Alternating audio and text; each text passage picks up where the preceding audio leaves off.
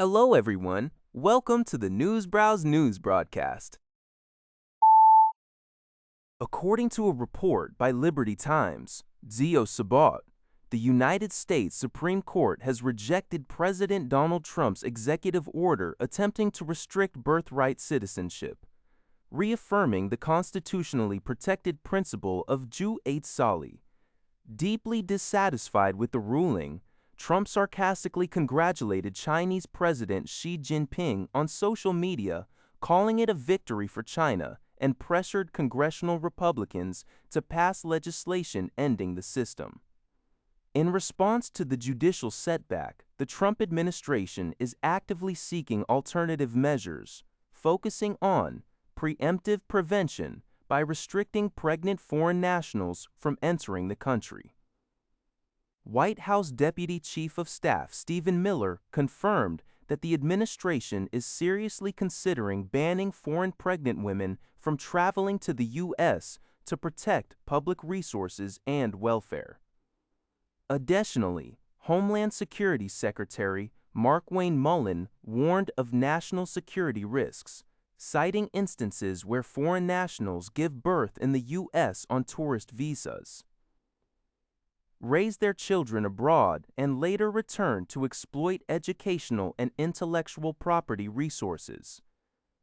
Former officials noted that under current immigration laws, the administration possesses the authority to deny visas and stop pregnant travelers at the border. According to a report by TSMC, U.S. President Donald Trump reiterated his claims that Taiwan has stolen the chip manufacturing industry from the United States. During an interview with CNBC host Joe Kernan in the Oval Office, Trump emphasized that TSMC is expanding its manufacturing footprint in the U.S. by building new fabrication plants in Arizona.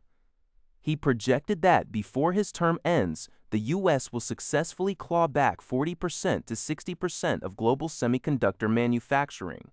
In addition to his comments on chip production, Trump highlighted the competitive race between the U.S. and China in the fields of artificial intelligence and digital currency. Asserting that the U.S. remains the global leader in AI, he warned that China would dominate these critical technologies if the U.S. fails to maintain its lead. Trump also dismissed allegations of a conflict of interest regarding his massive profits from cryptocurrency investments, framing the issue as part of the broader strategic competition with China. According to a report from the OECD, global aid spending is projected to experience a 6.9% decline this year, following a substantial 23.3% drop last year, reaching its lowest level since 2014. RNZ reports that small island developing states in the Pacific and Caribbean are among the hardest hit, with Asian and Pacific Island nations facing a 33.4% reduction in aid between 2024 and 2026. This decline poses a severe macroeconomic risk for highly aid-dependent nations that rely on single major providers, such as the United States, Australia, or New Zealand. Furthermore, global funding for public health, infectious disease control, and humanitarian aid is expected to plunge, with malaria and tuberculosis programs facing cuts of nearly 60%. Josie Pagani, CEO of Child Fund NZ, emphasized to RNZ the critical need to reform how aid is delivered, urging a shift toward more systemic and efficient models rather than isolated, logo-branded projects. While Australia and New Zealand have kept their aid budgets relatively stable, cushioning some impact, the overall global retreat from multilateral funding presents a severe challenge to regional stability. According to a report by People's Daily Online, China and the European Union will hold the second meeting of their newly established trade and investment consultation mechanism this autumn.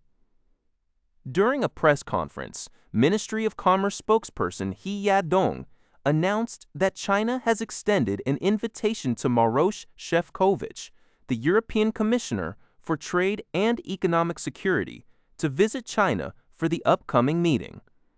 The Trade and Investment Consultation Mechanism serves as a regular dialogue platform designed to hold one or two ministerial-level meetings annually to facilitate economic exchanges.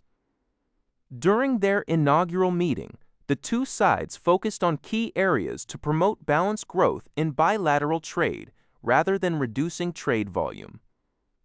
Looking ahead, China and the EU plan to foster closer cooperation in emerging sectors such as artificial intelligence and the green transition, while also expanding potential in services trade and addressing market access concerns.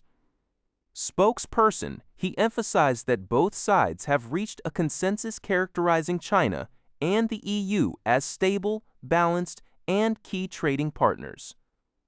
This agreement is expected to inject positive momentum and certainty into the global economy.